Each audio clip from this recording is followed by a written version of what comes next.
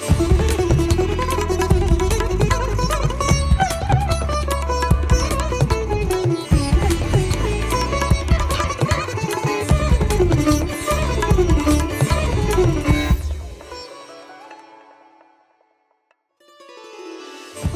श्री साई राम।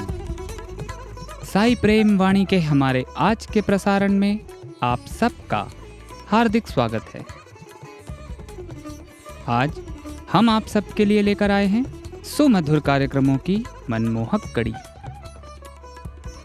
आज के प्रसारण में आप अवतार वाणी के अंतर्गत श्री भगवान द्वारा दिए गए एक दिव्य संदेश का एक भाग सुनेंगे।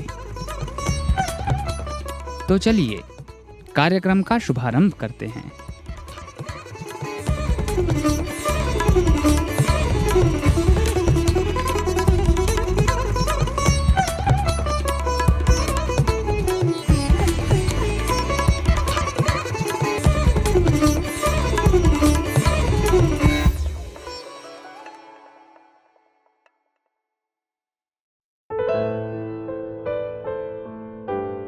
अब प्रस्तुत है हमारा कार्यक्रम अवतार वाणी। भगवान बाबा द्वारा सन 1984 को श्रीमद् भगवत गीता पर दिए गए दिव्य संभाषण का एक भाग आज हम प्रस्तुत करने जा रहे हैं।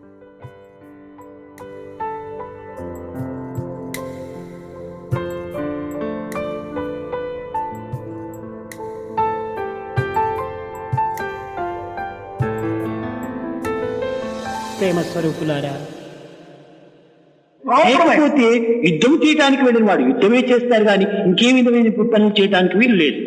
అయితే అడిగిన వాడు ఎవడు? అతనే ధృతరాష్ట్రుడు. ఇతనే ధృతం రాష్ట్రం, ఇది ధృతరాష్ట్రము అని. ధృతరాష్ట్రుడు అనగా ఎవరంటే తనది కానటువంటి దానిని తనదిగా భావించుకునేవాడు ధృతరాష్ట్రుడు.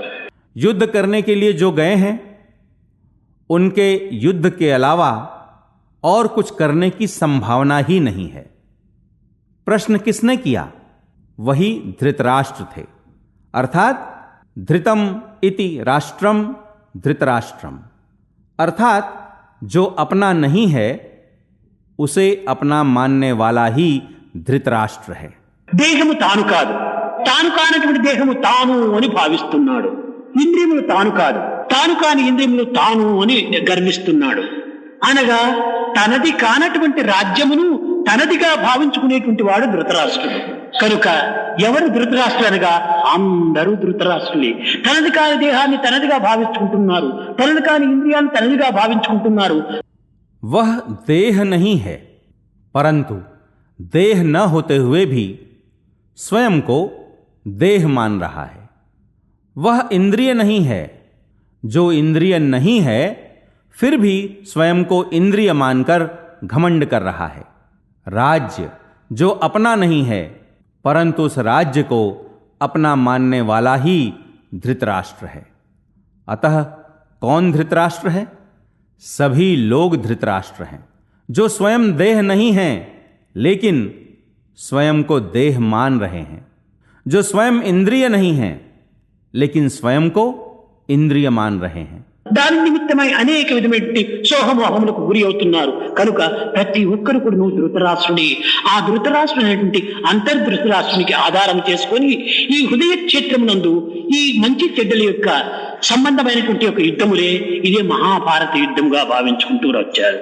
కనుక ఇక్కడ విన్నటువంటి వాడెవడు? అర్జునుడు. इसके कारण अनेक प्रकार से शोक और मोह से त्रस्त हो रहे हैं। अतः प्रत्येक व्यक्ति धृतराष्ट्र ही है। इस प्रकार आंतरिक धृतराष्ट्र को आधार बनाकर हृदय क्षेत्र में अच्छाई और बुराई के मध्य होने वाले युद्ध को ही महाभारत माना गया है। यहां सुनने वाला कौन है? वह अर्जुन है। పాండవుల్లో ఇంతమంది ఉంటున్నారు, గొప్ప గొప్పవారు. మహాధర్మమూర్తి అనేటువంటి ధర్మజుడే ఉంటున్నాడు. ధర్మజుడికి ఎందుకు ఇంత పవిత్రమైనటువంటి గీతను బోధించి ఉండకూడదు?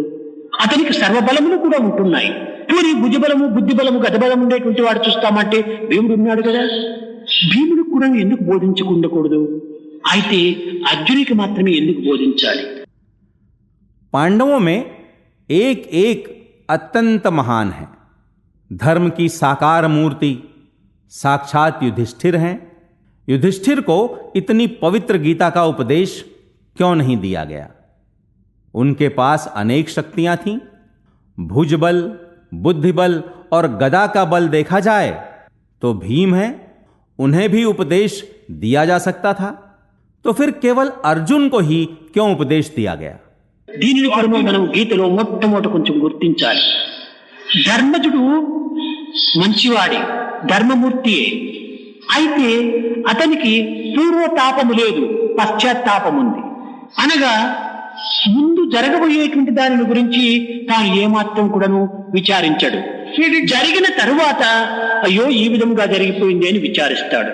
ఇంకా భీమునకు భుజబలం ఉంది, గదబలం ఉంది, కండబలం ఉంటుండాలి, కానీ బుద్ధి బలం లేదు. తనకేమైనా కోపం వచ్చినా పెద్ద వృక్షాన్ని కూడా వేర్ల వరకు పెరిగి అందరితోనే పోట్లాడటానికి సిద్ధమవుతాడు. కానీ బుద్ధి బలము తక్కువ. गीता के संदर्भ में हमें इसे जरा समझना चाहिए। युधिष्ठिर सज्जन ही हैं, धर्म की साकार मूर्ति हैं, परंतु उन्हें पूर्वताप नहीं है, केवल पश्चात्ताप है। अर्थात होने वाले के बारे में वह कदापि चिंतित नहीं होते हैं, केवल बाद में ही हाय ऐसे हो गया करके चिंतित होते हैं। इसके बाद भीम है। भीम के पास भुजबल है, गदा बल है, बाहुबल है, परंतु बुद्धि बल नहीं है।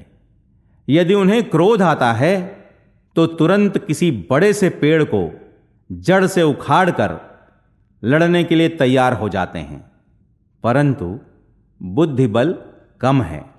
అర్జునుడికి ఏ బలం ఉంటుండాలంటే పూర్వతాపమే ఉంటుండాలి.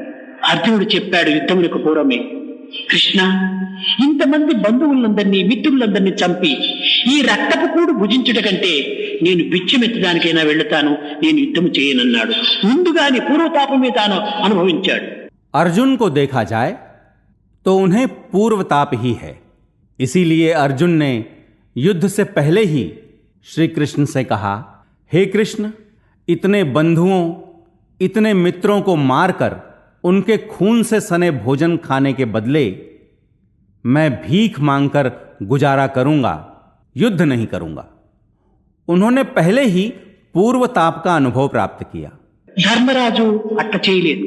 యుద్ధం అంతా అయిన తర్వాత విశ్రాంతిగా ఇంటిలో కూర్చొని అయ్యో నా బంధువులందరూ పోయిరే, నా వారందరూ వెళ్ళిరే, ఇంక నేను ఇలాంటి రాజ్యం ఏలి ప్రయోజనం ఏమిటి అని అప్పుడు విచారిస్తూ వచ్చాడు పాపం. కనుకని తమరు సేయంగవరియు కార్యమును గుర్చి మంచి చెడ్డలు చంకగా పొందుపరచి చేయుటప్పునుగా కట్టి చింతలేక వేగిరించనుతో నాది విషమయగును అన్నాడు.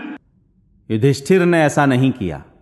युद्ध के समाप्त हो जाने के बाद आराम से घर में बैठकर हाय मेरे सभी बंधु चले गए, मेरे अपने सारे गुजर गए, अब ऐसे राज्य पर शासन करने में प्रयोजन ही क्या है, इस प्रकार बेचारे चिंतित होते आए। इसीलिए कहा गया, जिस कार्य से है निपटना भले बुरे का विचार कर, करते हैं सदा निश्चिंत हो, होती सुधा विष शीघ्रता से। ఇది దశరథ మహారాజు యొక్క స్వభావం. తానేదో దేవాసుల యుద్ధమునందు తాను వారిని జయించుటకై రథమునెక్కి తన యొక్క మూడవ భార్య అయినటువంటి కైకను తీసుకుని వెళ్ళాడు. కైకేయి కేకేయి రాజు పుత్రి, అనగా కాశ్మీర్ దేశపు రాజు యొక్క పుత్రి. ఆమెకు అస్త్రశస్త్ర విద్యములు చాలా గొప్పగా తెలిసినటువంటిది. అసలు రాములకంతా కూడాను అస్త్రశస్త్ర విద్యలంతా నేర్పించింది కైకేయిని. కృష్ణావతారంలో సత్యభామ, రామావతారంలో కైకేయి ఈ అస్త్రశస్త్ర విద్యలో ఆరితేరినటువంటి వారు. महाराजा दशरथ का भी यही स्वभाव था। देवासुर संग्राम में भाग लेने के लिए रथ पर सवार होकर साथ में अपनी तीसरी पत्नी कैकेयी को लेकर गए। यह कैकेयी की राजपुत्री थी, अर्थात कश्मीर के राजा की पुत्री थी। इन्हें शस्त्रास्त्र विद्याओं की अच्छी जानकारी थी। कैकेयी ने ही श्री राम को शस्त्रास्त्र विद्याओं का प्रशिक्षण दिया था। कृष्णावतार के समय सत्यभामा और रामावतार के समय कैकेयी इन शस्त्रास्त्र विद्याओं में अत्यंत कुशल थीं। ఈ రథంలో ఈ కైకేయిని తీసుకెళ్లినప్పుడు ఈ యుద్ధం చేస్తున్న సమయం లోపల ఆ యొక్క చక్రములకు ఒక శీల ఉంటుంటుంది, అది ఊడిపోయింది పాపం. అది ఊడిపోయిందంటే చక్రం కింద పడిపోతుంది. ఆ సమయంలో తన భర్తకి ఏమైనా కూడా అపజయం కలుగుతుందో ఏమోని తన వ్రేలిని ఆ యొక్క దీనిలో పెట్టి ఆ యుద్ధం లోపల కాపాడింది. ఈ విజయాన్ని సాధించిన తరువాత చూచాడు దశరథ మహారాజు, రక్తం కారిపోతుంటున్నది కైకేయి చేయి నుంచి. कैकेयी को दशरथ जब रथ में ले गए और जब युद्ध हो रहा था तो रथ के पहिए का धुरा उखड़ गया। धुरा उखड़ गया तो पहिया नीचे गिर जाएगा। ऐसी स्थिति में अपने पति के पराजय की आशंका से कैकेयी ने धुरे के बदले अपनी उंगली को रखकर पति की रक्षा की। युद्ध में विजयी होने के बाद दशरथ ने देखा तो कैकेयी के हाथ से खून बह रहा था। ఈ దృశ్యమును చూచి కైక, నీ వల్ల నేను విజయం సాధించగలిగాను కనుక నీవు ఏదైనా 2 వరములు కోరుకో, నేను ఇస్తాను అన్నాడు.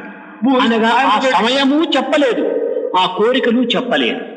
నీకు ఇష్టం వచ్చిన సమయంలో ఇష్టం వచ్చిన కోరికను కోరుకోమని 2 ఆమెకి అప్పచెప్పాడు. ఒక కాలమైనా నిర్ణయం చేయాలి, కోరికలైనా నిర్ణయం చేయాలి.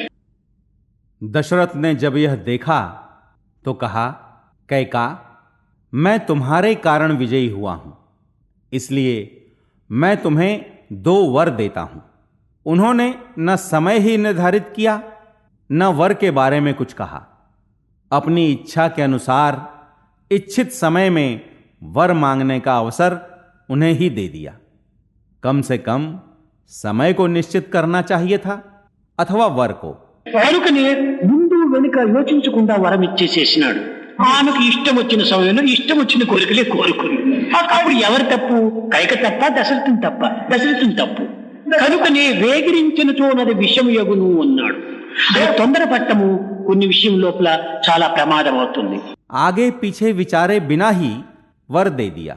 इसलिए कैकेयी ने अपने इच्छित समय पर इच्छित वर मांगे। भूल किसकी थी, कैकेयी की या दशरथ की? भूल दशरथ की ही थी। जैसे कि कहा गया है, होती सुधा विष शीघ्रता से। जल्दबाजी करने पर कुछ विषयों में खतरा होता है।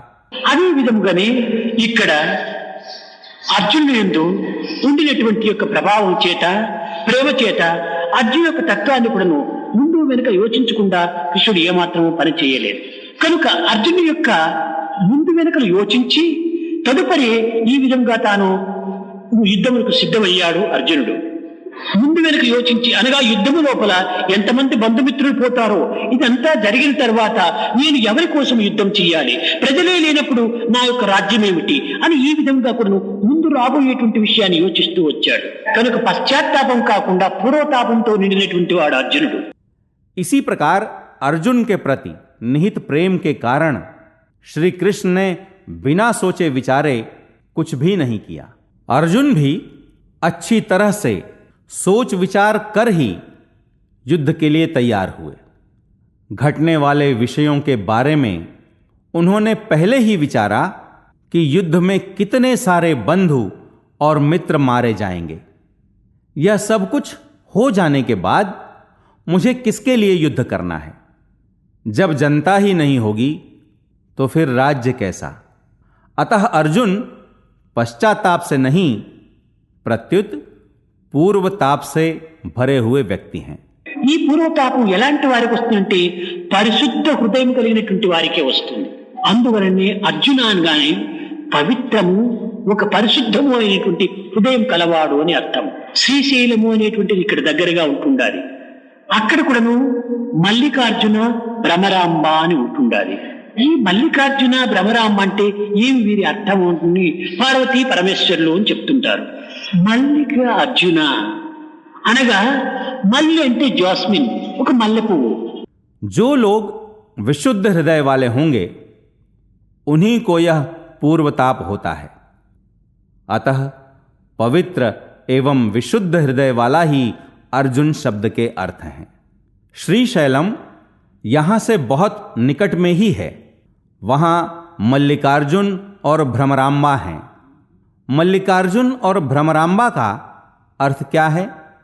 लोग इन्हें पार्वती परमेश्वर कहते हैं। मल्ली का अर्थ जैस्मिन अर्थात चमेली है। ఎలాంటి జాస్మిన్, ఎలాంటి మల్లెపువ్వు అది? అర్జున, తెల్లటి మల్లెపువ్వు. తెల్లటి మల్లెపువ్వు వంటి వాడు ఈ మల్లికార్జునుడు. అతనే ఈశ్వరుడు. భ్రమర అంబ, అంబ పార్వతి ఎవరుంటే భ్రమరము ఒక తుమ్మెదట. ఆ అంబ అయినటువంటి భ్రమరము తెల్లటి మల్లె లోపల చేరి ఆ మల్లె యొక్క మకరందాన్ని తీసుకుంటుందట. అందువల్లనే ఈ పార్వతమ్మకు మల్లికార్జున అనేటువంటి ఈశ్వరత్వంలో ప్రవేశించి ఆ యొక్క అంబ ఎటువంటి వారు? భ్రమరం.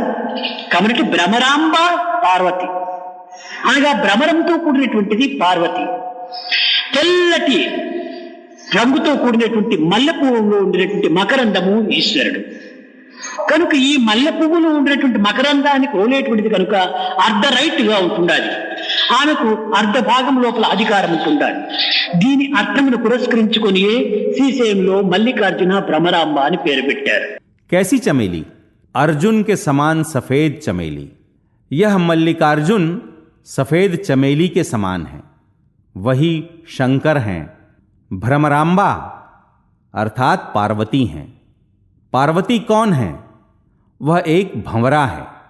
यह भंवरा उस सफेद चमेली में प्रवेश कर उसके मधु को ग्रहण करता है। इस पार्वती ने मल्लिकार्जुन के ईश्वरत्व में प्रवेश किया। भ्रमरांबा पार्वती हैं। सफेद चमेली का मकरंद ही ईश्वर है। चमेली के मकरंद का आस्वादन करने के कारण उसे आधे भाग पर अधिकार है। इसी के आधार पर श्रीशैलम में पार्वती और परमेश्वर का नामकरण मल्लिकार्जुन और भ्रमरांबा के रूप में हुआ। ఏ తర్వాత అర్జున అనగా ఏమిటి? పవిత్రము, నిర్మలము అని అర్థం. అలాంటి నిర్మల పవిత్రమైనటువంటి హృదయం కలిగినటువంటి అర్జునుడు కనుకని ఆనాటి నుండి యుద్ధ భూమి వరకు కూడాను అనగా 75 సంవత్సరములు విడనాడినటువంటి యొక్క జంటగా కలిసిమెలిసి ఉంటున్నారు కృష్ణార్జునుడు. 75 సంవత్సరమంతా కలిసిమెలిసి ఉండినప్పటికీ ఏనాడు కూడాను భగవద్గీత బోధించలేదు. కారణమేమిటి? అంతకాలము కేవలము ఒక బంధుత్వమైన బాంధవ్యంలో అనుసరిస్తున్నారు, అనగా దేహాత్మ భావంతోనే జీవిస్తూ వస్తున్నారు. अतः स्थूल रूप में अर्जुन का अर्थ पवित्र और निर्मल है। ऐसा पवित्र एवं निर्मल हृदय वाला होने के कारण ही तब से युद्ध भूमि में पहुंचने तक अर्थात 75 वर्षों तक श्री कृष्ण और अर्जुन साथ साथ रहे। 75 वर्षों तक साथ साथ रहने पर भी श्री कृष्ण ने कभी भगवत गीता का उपदेश नहीं दिया। कारण क्या था? इतने वर्षों तक मात्र एक बंधुत्व को निभाते रहे, मात्र देहात्म भावना से ही जीवन बिता रहे थे। ఏనాడు నేను నీకు శరణు దొచ్చినటువంటి వాడిని అని శరణాగతి పొందినాడో అప్పుడు కృష్ణుడు గురువు అయినాడు, అర్జునుడు శిష్యుడయ్యాడు. ఆ సమయంలోనే గీతను బోధించడానికి ప్రయత్నించాడు. అనగా ఒక విధమైనటువంటి పవిత్రమైనటువంటి జ్ఞానమును మనం పడేయవలనన్నా గురు శిష్యుడు యొక్క సంబంధము రావాలి. परंतु जब अर्जुन ने कहा मैं तुम्हारी शरण में आया हूं, तब श्री कृष्ण गुरु हुए और अर्जुन शिष्य बने। तभी गीता का उपदेश देने को तैयार हुए। एक पवित्र ज्ञान को प्राप्त करना है तो गुरु शिष्य का संबंध का होना आवश्यक है। ఉద్దాలకుడు మహాజ్ఞాని, అతని కుమారుడు నచికేతుడు. కానీ ఉద్దాలకుడికి మించినటువంటి యొక్క విద్యావంతుడు మరొకరు లేడు. కానీ తన కుమారుడైనటువంటి నచికేతుడిని మరొకరి దగ్గరికి చదువుకోవడానికి పంపిస్తూ వచ్చాడు. తండ్రి చెప్పవచ్చును కదా కుమారునికి. అప్పుడు తాను యోచించాడు, నాకు పుత్రవాత్సల్యము, అతనికి తండ్రి భావము వస్తుంది, కానీ శిష్యభావము గురుభావము రాదు. గురు శిష్యభావము లేనప్పుడు ఈ జ్ఞానం వారి తలకంటదు అన్నాడు. उद्दालक महाज्ञानी था, उसका पुत्र नचिकेता था। उद्दालक महान विद्यावान था, परंतु पढ़ाई के लिए उसने नचिकेता को दूसरे के पास भेजा। पिता ही पुत्र को पढ़ा सकता है ना। उसने विचारा ऐसा करने पर मुझे पुत्र वात्सल्य और उसे पितृ भावना आएगी, शिष्य भावना और गुरु भावना नहीं आएंगी। गुरु शिष्य भावना के बिना ज्ञान की प्राप्ति नहीं होगी। కనుక మనము భావాభావమర్థులుగా ఉన్నంత వరకు కూడాను ఈ బాహ్య జగత్తులకే మనం కట్టుబడిపోతాం. నీవు ఈ భావాన్ని పూర్తి దూరం చేసి, దేహాత్మ భావాన్ని దూరం చేసి పరమాత్మ భావంలో నీవు ప్రవేశించమన్నాడు. కనుక అర్జునుడు ఆ విధంగా శరణాగతి పొందిన తరువాతనే ఈ కృష్ణుడు గీతను బోధించడానికి పూనుకున్నాడు. త్వమేవ మాతా చ పితా త్వమేవ త్వమేవ బంధు సఖత్వమేవ త్వమేవ విద్యా ద్రవిడం త్వమేవ త్వమేవ సర్వం మమ దేవదేవ అనేటువంటి స్థితికి వచ్చినప్పుడే అప్పుడు మన్మనాభవమద్భక్తో మధ్యాజీ మా నమస్కురి మామే వైశ్యసి సత్యంతే ప్రత్యా అనే ప్రయోజనం. ఇప్పుడు నీవు నా భక్తుడవు, ఇప్పుడు నా భావం కాదు. కనుక ఈ శరణాగతి తత్వానికి తెప్పించుకునేటువంటి యొక్క యుక్తి ఉపయోగపెట్టాడు సాంఖ్యయోగంలో. ఇన్ని చేసి అర్జునుడికి దేహాత్మ భావాన్ని దూరం గావించాడు. ఇది మొట్టమొదటి ఈ మందు చేసిన పని. जब तक हम जीजासाला बनकर रहेंगे तब तक इस बाह्य जगत से ही संबद्ध रह जाएंगे। श्री कृष्ण ने कहा, इसलिए तुम इस भावना को त्याग कर, देहात्म भावना को त्याग कर परमात्मा भावना में प्रवेश करो। इस प्रकार अर्जुन द्वारा शरणागत होने के बाद ही श्री कृष्ण भगवत गीता का उपदेश देने को तैयार हुए।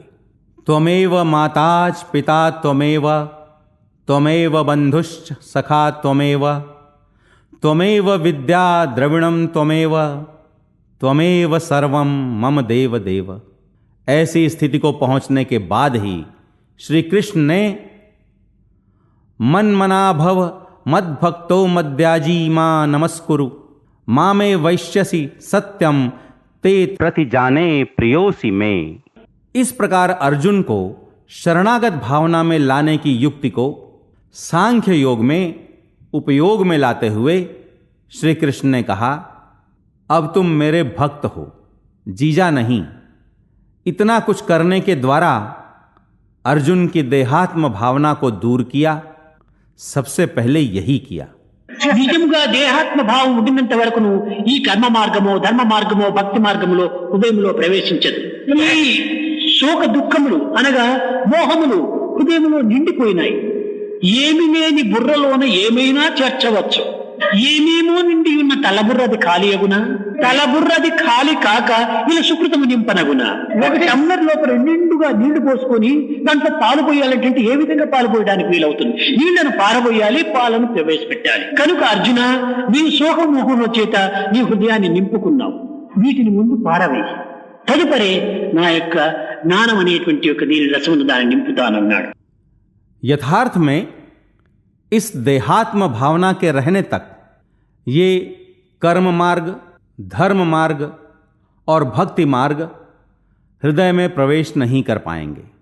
शोक, दुख अर्थात मोह हृदय में भर गए थे। अतः डाला जा सकता है कुछ भी खाली खोपड़ी में। खाली कैसे हो सकती सब कुछ भरी खोपड़ी? खाली किए बगैर इस भरी खोपड़ी को भरी जा सकती कैसे अच्छी अच्छी बातों से? एक टम्बलर में पूरा पानी भरकर उसमें दूध डालना चाहें तो वह कैसे संभव है? पहले पानी को फेंक देना चाहिए और तब दूध डालना चाहिए। अतः श्री कृष्ण ने कहा, हे अर्जुन, तुम अपने हृदय को शोक एवं मोह से भर चुके हो।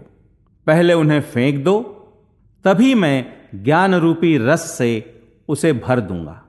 ఈ జ్ఞానామృతమును నింపే నిమిత్తమై ఈ విధమైనటువంటి శోకమోహములను దూరం గావించుటకై ప్రయత్నం చేసినటువంటి యొక్క యోగమే ఈ సాంఖ్య యోగం. అర్జున, ఈనాడు కాండవనము దహనం చేసే సమయంలో నిర్దాక్షిణ్యంగా నిర్మోహమాటగా చేశావు. ఇంకా గో సంరక్షణ జరిగే సమయం లోపల కూడాను నీవు ఏ విధమైనటువంటి యొక్క పరితాపము పడలేదు. ఈనాడు నీవు ఈ దుఃఖములకు కారణం లేకపోలేదు. నీకి ఈ అజ్ఞానమే మూల కారణం. ధర్మమునకు దైవమునకు నీవు ఏడ్చినావా? ఏనాడు నీవు ధర్మమునకు దైవమునకు ఏడుస్తావో అదే యోగంగా మారిపోతుంది. అంతవరకు నీకు శోకమే. ఆ నిమిత్తమై నీవు ఏడు. అప్పుడు అది యోగంగా మారిపోతుంది, అది విషాద యోగంగా వచ్చింది. ज्ञानामृत से भरने के लिए और शोक एवं मोह को दूर करने हेतु प्रयत्न किया गया योग ही सांख्य योग है. श्री कृष्ण ने कहा, हे अर्जुन, विगत में खांडव वन को बड़ी निर्ममता और बिना किसी संकोच के तुमने दाह दिया. इतना ही नहीं, गो संरक्षण करते समय भी तुमने किसी प्रकार का शोक नहीं दर्शाया. तुम्हारे दुख का कारण अज्ञान ही है. क्या तुमने कभी धर्म के लिए और दैव के लिए शोक किया? जिस दिन तुम धर्म और दैव के लिए रोओगे, उस दिन वह योग में बदल जाएगा. तब तक तुम्हारे लिए यह शोक अनिवार्य है. मेरे लिए तुम रो, वह योग में बदल जाएगा. यही अर्जुन विषाद योग है. పుట్టినప్పుడు ఏడ్చుతారు, చచ్చినప్పుడు ఏడ్చుతారు, మధ్య మధ్య విషయాలకు ఎందెందుకు ఏడ్చుతారు? ధర్మజ్ఞాని గరుగుచుండ ఉద్ధరింప ఏడ్చున్నారా?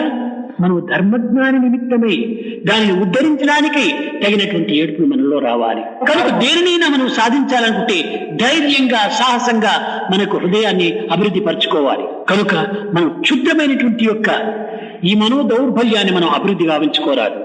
ఈ దౌర్బల్యాన్ని దూరం గావించినప్పుడే నిజమైనటువంటి దైవ బలం అందులో ప్రవేశిస్తుంది. जन्मते समय रोते हैं, मरते समय रोते हैं, बीच बीच में अनेक विषयों के लिए रोते हैं. धर्म की ग्लानि होने पर क्या कभी रोया है? धर्म की ग्लानि होने पर उसका उद्धार करने हेतु हम में आवश्यक शोक आना चाहिए. यदि हमें कुछ पाना है तो पूरे धैर्य एवं साहस के साथ अपने हृदय को बढ़ाना चाहिए. इस तुच्छ मानसिक दुर्बलता को नहीं बढ़ाना चाहिए. इस दुर्बलता को दूर करने पर ही सच्चा दैव बल उसमें प्रवेश करेगा. కనుక మనము మొట్టమొదట ఏ దానికి కానీ, బలహీనతకు కానీ, భయానికి కానీ ఏమాత్రం కూడా అవకాశం ఇవ్వకూడదు. ధైర్యం అనేటువంటి యొక్క ఆయుధాన్ని మనం ధరించాలి. ఒక కర్ర చేతిలో లేకపోతే గొర్రెన బెదిరిస్తుందట. కనుక మనం ధైర్యం లేకపోతే అందరూ మనల్ని బెదిరిస్తారు. దాన్ని ఎదుర్కొనేటువంటి సాహసాన్ని మనం అభివృద్ధి భావించుకోవాలి. పరిగెత్తుతూ పోతుంటే కోతి కూడా తరుముకొని వస్తుంది. ఇది మీకు నిజ జీవితంలో తగినటువంటి అనుభూతులే. నిల్చుకొని కర్ర తీసుకుంటే అది పరిగెత్తిపోతుంది. अतः हमें सबसे पहले किसी प्रकार के भय या कमजोरी को अवसर नहीं देना चाहिए. हमें धैर्य के हथियार को धारण करना चाहिए. यदि हाथ में डंडा न हो तो भेड़ भी हमें डराने लगेगी. धैर्य के न होने पर सभी लोग हमें धमकाने लगेंगे. इसलिए सामना करने के साहस को हम में बढ़ाना चाहिए. भागने लगेंगे तो बंदर भी पीछा करने लगेगा. ये सब दैनंदिन जीवन में होने वाले अनुभव ही हैं. डंडा लेने पर वह भाग जाएगा. కనుక మనము వెన్ను చూపకూడదు, నీవు ముఖాన్ని చూపాలి. అప్పుడే దీన్ని మనం సాధించడానికి వీలవుతాం. దీనిని వివేకానంద కూడా చెప్పాడు. బీ ఫియర్లెస్ అన్నాడు. ధైర్యంతోనే మనం దేన్నైనా సాధించడం. ధైర్యం సర్వసాధకం అన్నారు. కనుక విద్యార్థులైనటువంటి మీరు ఈ పవిత్రమైన విద్యను అభ్యసించి సాధించే నిమిత్తమై ధైర్యంతో, ఉత్సాహంతో, కేవలం ధైర్యం ఉండి ప్రయోజనం లేదు, ఉత్సాహం కూడా ఉంటుండాలి. కేవలము ఒక మూర్ఖమైనటువంటి ధైర్యం కూడా ఉండరాదు. దానికి విచారణ శక్తితో కూడినటువంటి ధైర్యం ఉండాలి. ఏ సమయంలో ఏ విధంగా మనం ప్రవర్తించాలనేటువంటి విచక్షణ జ్ఞానాన్ని కూడా నింపుకోవాలి. కనుక మనము ఇక్కడ ఉండినా ఎక్కడ ఉండినా కూడాను మనం ధైర్యంతో మనం సంకల్పించినటువంటి విషయాలను సాధించడానికి తగినటువంటి ఒక కృషి చేయాలి. कभी पीठ नहीं दिखानी चाहिए, हमेशा मुंह ही दिखाना चाहिए. तभी तुम इसे पाने के योग्य बनोगे. विवेकानंद ने भी बी फियरलेस कहा. धैर्य के सहारे ही हम सब कुछ कर सकते हैं. इसीलिए धैर्यम सर्वसाधकम कहा गया है. अतः तुम जो विद्यार्थी हो, इस पवित्र शिक्षा को ग्रहण करते समय तुम में धैर्य होना चाहिए. मात्र धैर्य ही नहीं, उत्साह भी होना चाहिए. परंतु एक मूर्खतापूर्ण धैर्य नहीं, बल्कि वैचारिक शक्ति से युक्त धैर्य होना चाहिए. किस समय हमें किस प्रकार से व्यवहार करना चाहिए, इसकी भी विवेक बुद्धि होनी चाहिए। अतः चाहे यहां हो या जहां भी, परंतु संकल्प किए गए विषयों को प्राप्त करने के लिए धैर्य के साथ प्रयत्न करने चाहिए। अभी आप सुन रहे थे अवतार वाणी। आज आपने भगवान बाबा द्वारा सन 1984 में श्रीमद् भगवद गीता पर दिए गए दिव्य संभाषण का एक भाग सुना।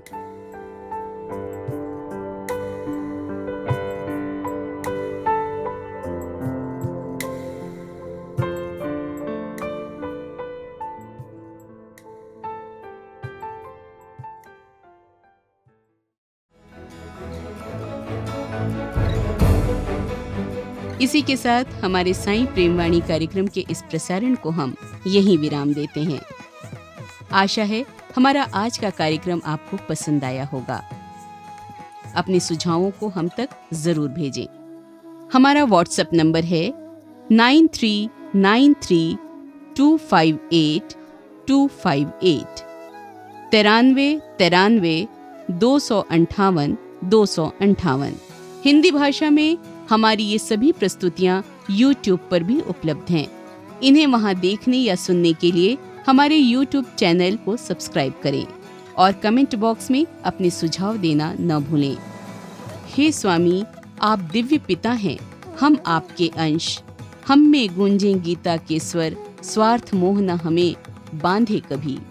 हम करुणा सागर की बन जाएं लहर। ये प्रार्थना आपके श्री चरणों में अर्पित करते हुए और ये प्रसारण आपको समर्पित करते हुए अब वाणी को विराम देते हैं। धन्यवाद। सप्रेम साईं राम।